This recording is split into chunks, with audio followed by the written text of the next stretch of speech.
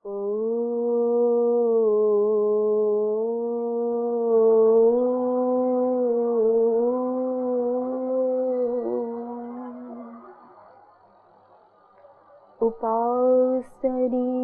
यत्नेन शास्त्रं व्याकरणं महत् प्रदीपभूतं सर्वासां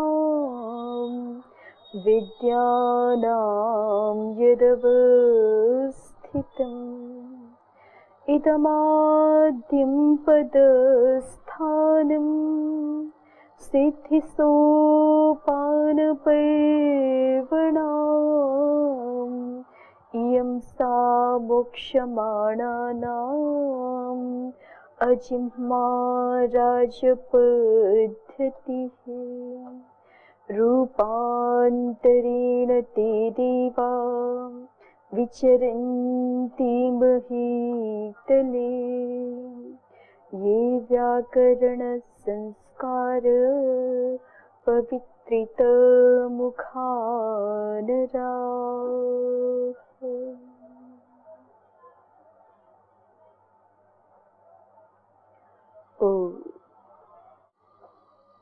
अयौच सूत्र पर हम वार्तिक देख रहे हैं। नुड विधि लादेश विनामेश्वरिकारे प्रतिविधातव्यम।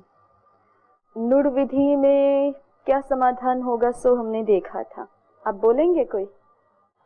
चलो दयानिधि जी शुरू करो, थोड़ा बोलो। क्या विषय था कल देखा हमने? इसमें यह विषय था कि जो हयवरट इस प्रत्याहार सूत्र में जो र है उसको हम विशुद्ध रूप से वर्ण के रूप में मान रहे हैं। जो ऋकार स्थ रेफ है उसको हम स्वतंत्र वर्ण क्यों नहीं मान रहे? क्यों नहीं मान रहे? वो तो पहले हो गई चर्चा। वो तो सिद्धांत बता दिया गया ना कि काशिकाकार ने सिद्धांत ये माना है वर्णैक देशाः वर्ण ग्रहणेन न गृह्यन्ते, है ना। हेतु भी दिया है, तच्छायानुकारिणो हि तेन पुनस्त एव पृथक् प्रयत्न निर्वर्त्यं हि वर्णमिच्छन्ति आचार्याः। ये पक्ष मानने पर ही तो नुड विधि में दोष आ रहा था ना। यहाँ से शुरू करो, नुड विधि में क्या दोष आया, फिर उसका क्या समाधान कर। अगर उसको हम हल के रूप में नहीं मानते तो किसको? ऋकारस्थ रेफ को अगर उसको हल के रूप में नहीं मानते तो यहाँ पे वर्णैक देश माने वहां से शुरू करो। काशिकाकार कह रहे हैं वर्णैक देश वर्ण ग्रहण से गृहीत नहीं होते, तो ऋकारस्थ जो रेफ श्रुति है वो भी वर्ण ग्रहण से गृहीत नहीं होगी। तो फिर क्या समस्या होगी? तो यहाँ पे नोट आगम नहीं होगा। कहाँ पर? आनृदतु। हाँ, तस्मान् नो द्विहलः। इस सूत्र से वो बोलता है कि अभ्यस्त दीर्घ अंग से उत्तर।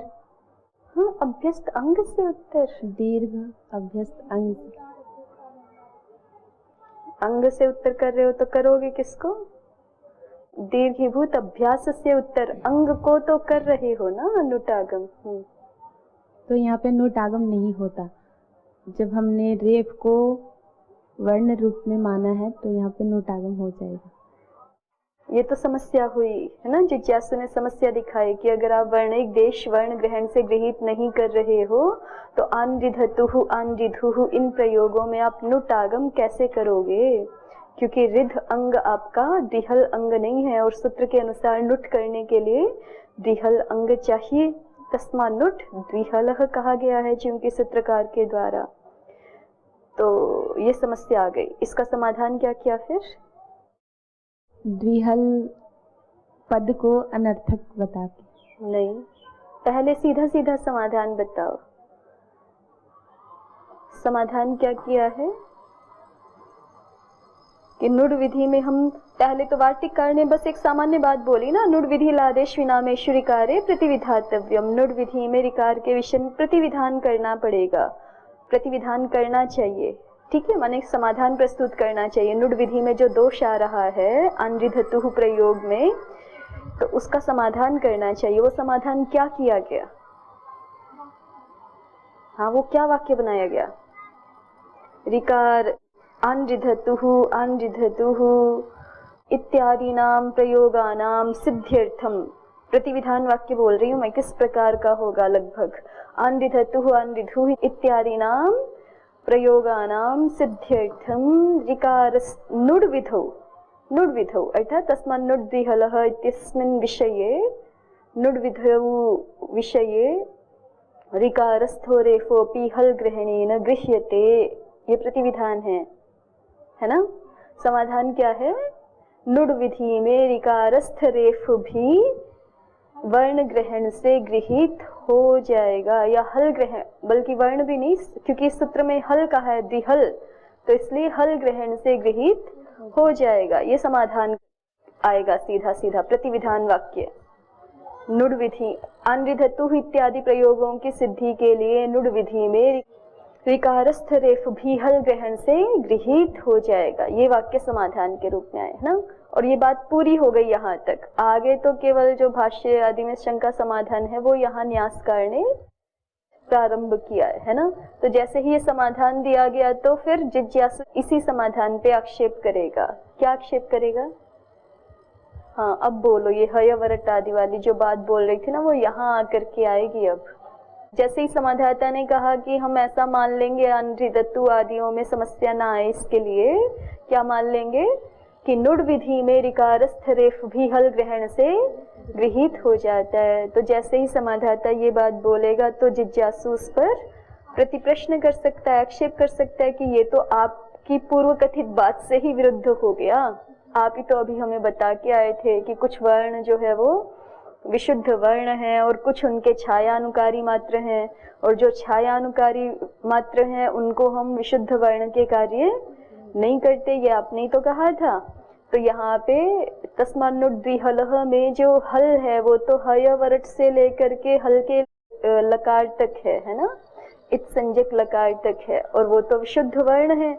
इसका मतलब द्विहल में जो हल है वो हम विशुद्ध वर्ण ही ले सकते हैं। ऋकारस्थ जो रेफ है वो तो तच्छायानुकारी मात्र है, वो विशुद्ध वर्ण है नहीं। तो आपने कैसे कहा कि ऋकारस्थ रेफ को हल ग्रहण से ग्रहण कर लेंगे? नहीं कर सकते ना। ये जिज्ञासु आक्षेप कर देगा, ठीक है। तो फिर उसका समाधान अब आप बोलो। तस्मान्नुड द्विहलः वाला कि द्विहल ग्रहण को व्यर्थ करके दिखा रहे हैं समाधाता। द्विहल ग्रहण सामर्थ्य से कि सामान्य अवस्था में तो नहीं होना चाहिए। सामान्य अवस्था में तो ये जो वर्णिक देश हैं इनका वर्ण ग्रहण से ग्रहण नहीं होना चाहिए। लेकिन यहाँ पर हमें आचार्य का एक संकेत प्राप्त हो रहा है, जिससे हमें पता चलता है कि यहाँ नुड विधि में ऋकारस्थ रेफ भी हल ग्रहण से ले लिया जाएगा, माने वर्णिक देश भी वर्ण ग्रहण से यहाँ गृहीत हो जाएंगे नुड विधि में, ठीक है। तो ज्ञापक कैसे है सो आप बताओ। समाधानकर्ता बोलते हैं कि तब तो हमको केवल सूत्र का स्वरूप इतना ही बनाना चाहिए, तस्मान्नुड। तो कब? यदि हम नहीं, यदि हम कुछ नहीं, बस इतनी यहाँ से बात शुरू होती है कि हाँ चलो आप बोलो अपने तरीके से, फिर कहीं कुछ कमी रह जाएगी तो उसको पूरा करेंगे। शुरू कीजिए जैसे आपके मन में आ रहा था वैसे। तस्मान्नुड अगर इतना ही सूत्र बने, इतने ही सूत्र से कार्य हो जाएगा, मतलब द्विहल पढ़ने की कोई आवश्यकता नहीं है। फिर यदि आप कहो तो मतलब वही बोल रहे हैं समाधानकर्ता कि आटतुहु आटू, यहाँ आटुहु, यहाँ पे भी नुड होने लगेगा अगर हम तस्मान्नुड इतना ही ग्रहण करेंगे। तो ऐसा भी नहीं है, क्योंकि उसके लिए अश्नोतेश्च ये सूत्र, इस सूत्र के सामर्थ्य से यहाँ पे भी नुड तो नहीं होगा। नियमार्थ होने से, अश्नोतेश्च के नियमार्थ होने से हम ये जान लेंगे कि यदि किसी एक हल अंग को नुट होता है तो अश्नोति को ही होता है, अन्य किसी को नहीं होता। तो आटतुहु इत्यादि में जो अतिव्याप्ति दिखाना चाह रहे हैं, तस्मान्नुड इतना सूत्र न्यास रखने पर वो अतिव्याप्ति नहीं होगी। आगे फिर शंका करने वाले बोलते हैं कि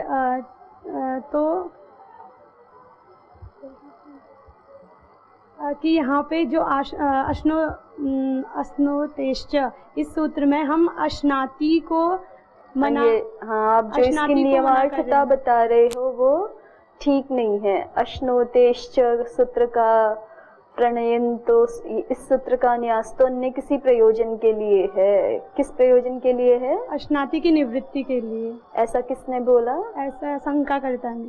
हाँ, जिज्ञासु ने बोला।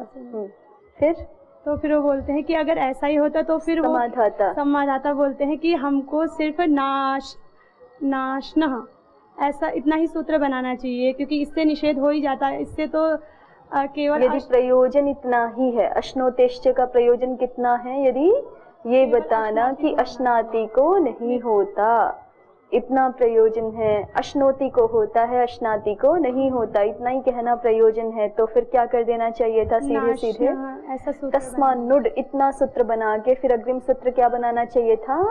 नाशनः, है ना? तो इससे नाशनः बनाने से कैसे बात सिद्ध होती? ना अश्नः मतलब कि अश्नाति को मना ही हो जाता। तस्मान्नुड से अन्य सारे अंगों में होता रहता है, क्योंकि जिज्ञासु तो यही दिखा रहा है ना कि अश्नोतेश्च नियम के लिए नहीं है। अश्नोतेश्च किसके लिए है? अश्नाति की निवृत्ति के लिए। माने उसके पक्ष में जो दोनों सूत्रों का अर्थ अभिप्राय प्रकट हो रहा है वो ऐसा हो रहा है कि तस्मान्नुड सूत्र से सब अंगों को, चाहे वो एक हल अंग है चाहे द्विहल अंग है, सबको नुट हो रहा है। और अग्रिम सूत्र अश्नोतेश्च कह रहा है कि अश्नोति को होता है, अश्नाति को नुट नहीं होता। इस प्रयोजन के लिए जिज्ञासु मान रहा है।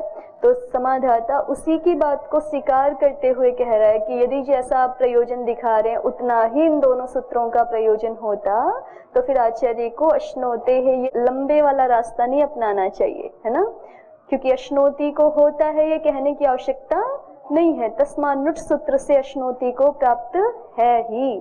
आचार्य को तो केवल अश्नाति को मना कराना है ना, तो सीधे सीधे क्या बोलना चाहिए? अश्नाते है न भवती, माने नाशनः, इतना बोल दे तो उसी से क्या अर्थ आ जाएगा?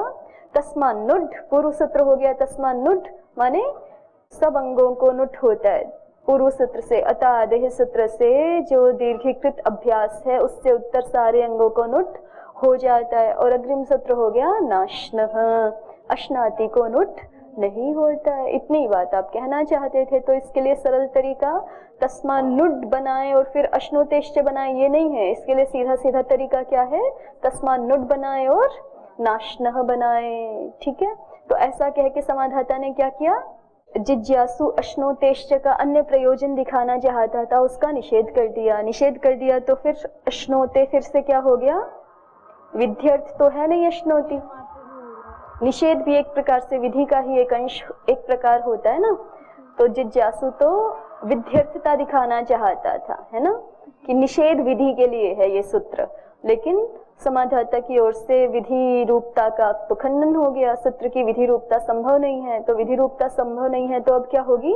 नियम रूपता होगी, क्योंकि सिद्धे सति आरंभः नियमार्थः भवति। अश्नोतेश्च आचार्य कह रहे हैं और अश्नोति धातु को भी तस्मान्नुड इसी सूत्र से नुट प्राप्त था, फिर भी अश्नोतेश्च कह रहे हैं। तो उसका प्रयोजन है कि आचार्य नियम करना चाहते हैं। और नियम का स्वरूप क्या रहेगा? नियम का स्वरूप क्या रहेगा?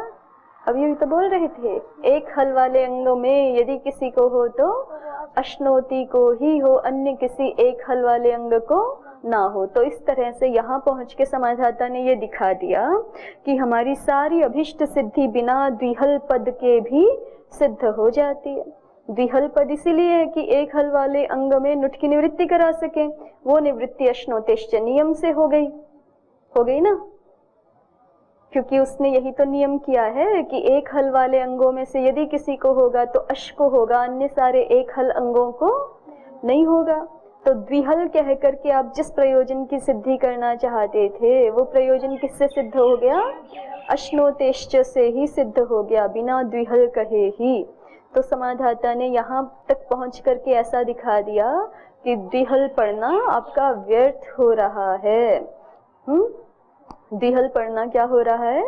व्यर्थ हो रहा है। यदि द्विहल का प्रयोजन आप इतना ही दिखाते हैं कि आटतु आटु इत्यादि में निषेध कराना उसका प्रयोजन है, तो वो प्रयोजन तो अश्नोतेश्च से सिद्ध हो गया। तो तस्मान्नुट एक सूत्र बनाए आचार्य और अश्नोतेश्च ये दूसरा सूत्र बना दे, इतने से ही काम चल जाएगा, हमें अलग से द्विहल पद पढ़ने की आवश्यकता नहीं है।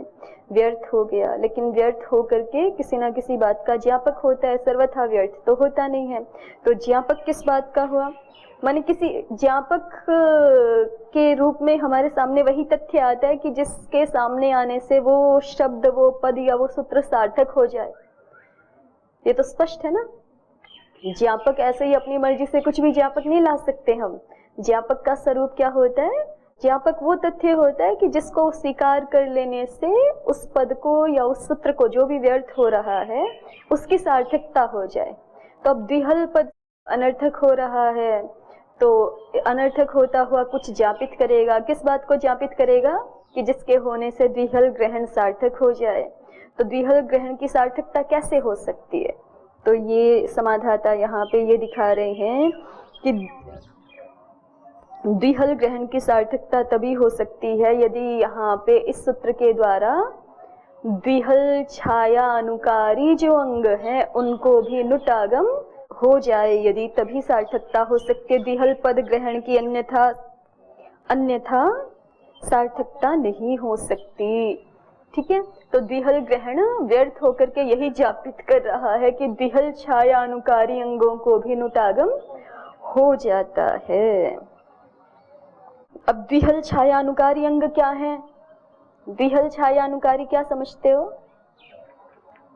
हाँ, द्विहल छाया अनुकारी अंग कौन से होंगे? जिसमें एक तो विशुद्ध हल, मतलब मुख्य मुख्य हल हो जाएगा, हल होगा, और एक उसका छायानुकारी, यानी उसके समान दिखने वाला, वैसा ही प्रतीत हो रहा है लेकिन वो छायानुकारी है। और दूसरा हल जो है वो वास्तविक हल नहीं होगा, समान आकृति होने से। अपर अवयव जो है वो हल के समान आकृति होने से उपचार से हल कहा जा सके, जहाँ पर वैसा अंग भी द्विहल अंग कहा जाएगा, द्विहल छायानुकारी कहा जाएगा। और ये बात हम कैसे कह सकते हैं द्विहल छायानुकारी, तो ये तभी हम कह सकते हैं कि यदि हल, इस व्यवहार को हम वास्तविक हल में तो करेंगे ही करेंगे, हल इस शब्द का व्यवहार हम किसके लिए भी कर लें, यदि हल छाया अनुकारी जो वर्ण है उसके लिए भी यदि हम हल शब्द का व्यवहार कर लें, तभी यहाँ द्विहलत्व बनेगा। और ये तब हो सकेगा जब हम यहाँ पे ऋकारस्थ रेफ व्यक्ति को भी रेफ कह देंगे, तब ये सार्थकता हो सकेगी। तो इसलिए नुड विधि में समाधाता ने पहले समाधान रखा था, है वही, बस आगे सारी चर्चा उसके लिए हेतु प्रदान करने में, उसको पुष्ट करने में, उसको स्पष्ट करने के लिए सारी चर्चा हुई है। समाधान वही है। नुड विधि में प्रतिविधान क्या हुआ, ऋकारस्थ रेफ भी, केवल नुड विधि के लिए बात हो रही है, सर्व सामान्य की बात नहीं हो रही। नुड विधि में अनृधतुः अनृधुः इत्यादि प्रयोगों की सिद्धि के लिए ऋकारस्थ रेफ भी हल ग्रहण से गृहीत हो जाएगा। और फिर वही सारी बात आगे इसको स्पष्ट करने के लिए चर्चा है। जिज्ञासु कहेगा आपके सिद्धांत के अनुसार तो नहीं होना चाहिए, समाधाता कह रहा है कि ठीक है, हमारे सिद्धांत के अनुसार सामान्य रूप से नहीं होना चाहिए, लेकिन आचार्य का संकेत विशेष हमें प्राप्त हो रहा है। क्या? द्विहल, इस वचन सामर्थ्य से या इस ज्ञापक से कह लीजिए। वचन सामर्थ्य भी एक प्रकार का ज्ञापक ही होता है, व्यर्थ होकर के ही तो वचन सामर्थ्य दिखाया जाता है ना। द्विहल ये व्यर्थ हो रहा है और व्यर्थ होकर के ज्ञापित कर रहा है कि यहाँ द्विहल छायानुकारी भी लिए जाएंगे, और द्विहल छायानुकारी लिए जाएंगे इसका मतलब जो वास्तविक हल वर्ण नहीं है वो भी हल के रूप में गृहीत किया जाएगा, हल व्यपदेश से व्यवहृत होगा वो भी। और यहाँ प्रसंग चूंकि ऋकार का है तो इसका मतलब यही है कि जैसे विशुद्ध रेफ को हल रूप में व्यवहृत किया जाता है, इसी तरह से ऋकारस्थ रेफ को भी हल ग्रहण से गृहीत किया जाएगा नुड विधि के लिए। ठीक है, ये सारी बात हुई थी। और उसके लिए उन्होंने जो है वो फिर थोड़ी सी और अवान्तर चर्चाएं की थी कि आप इसको ऋकारस्थ र को जो है वो रेफ कैसे बोल रहे हो, है ना। तो उसके लिए 2-3 हेतु दिए थे कि आपको यही समस्या हो सकती है ना कि वर्ण जो र है उससे ही फ होता है, तो हम बहुल वचन से अवर्ण से भी कर लेंगे या सादृश्य से व्यवहार कर लेंगे। विशुद्ध रेफ के सदृश जो श्रुति है उसके लिए भी रेफ शब्द का प्रयोग हो जाता है, या फिर हाँ, वर्णात की अनुवृत्ति नहीं लाएंगे। इस प्रकार के समाधान इन्होंने किए थे और यही सारे समाधान उन्होंने कहा था कि ऋकारस्थ लकार, जब हम ऐसा व्यवहार करें तो भी कार प्रत्यय के लिए भी यही सब समाधान समझ लेने चाहिए। ठीक है, चलिए अब आगे बढ़ते हैं। देखिए, न्यासकार भी इसी विषय को और बहुत विस्तार से कह रहे हैं। लादेश विधो अपि र इति सामान्यम उपादीयते। अच्छा, ये दूसरा शुरू हो गया, तो पहले हम इसी को केवल पदमंजरी से पढ़ लें, अनृधतु अनृधु वाले विषय को, नहीं तो फिर ये लंबा हो जाएगा। देखिए, हमने पदमंजरी में कहाँ तक देखा है पहले? आचाराद प्रधानत्वा लोपश्च बलवत्तर, इतना ही देखा था ना। इह अकारादयो वर्णा सभागा इष्यन्ते, मिल गया ये आपको पदमंजरी में। न्यासकार ने भी लगभग यहीं से शुरू किया था, इसी प्रकार की पंक्ति से इस प्रसंग को। इह अकारादयो वर्णाः सभागाः इष्यन्ते, उन्होंने कहा था इह एते अकारादयो वर्णा अनेक अवयवाः इष्यन्ते। ठीक है, तो पद्मंजरीकार भी कह रहे हैं कि ये जो आकारादि वर्ण है ये सभागाः इष्यन्ते, सभाग हैं, ऐसा इष्ट है। सभाग है माने अनेक भाग वाले हैं, माने अनेक अवयव वाले हैं। ठीक है, अनेक अवयव वाले हैं।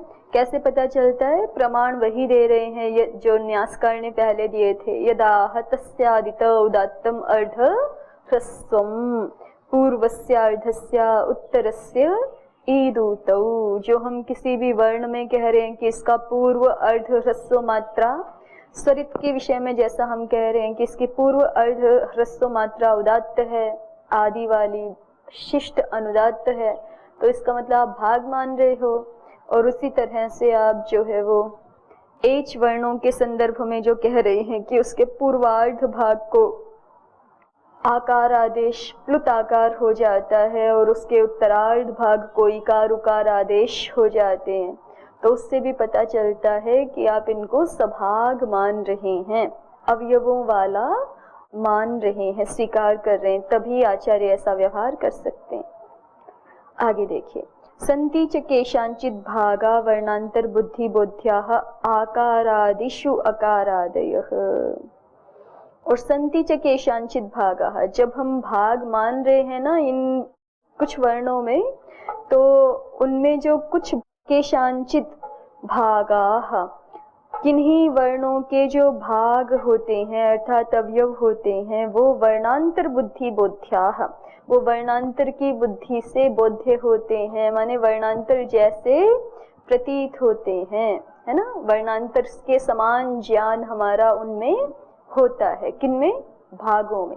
केषांचित् भागाः वर्णांतर बुद्धि बोध्याः, वर्णांतर के ज्ञान से बोध्य होते हैं, माने उसके जैसे प्रतीत होते हैं। जैसे उदाहरण देकर के बता रहे हैं, आकारादिष्वकारादयः, आकारादियों में अकारादि की प्रतीति होती है। ऐकार इकारयोः अकार इकारो, एकार और ऐकार में अकार और इकार की प्रतीति होती है।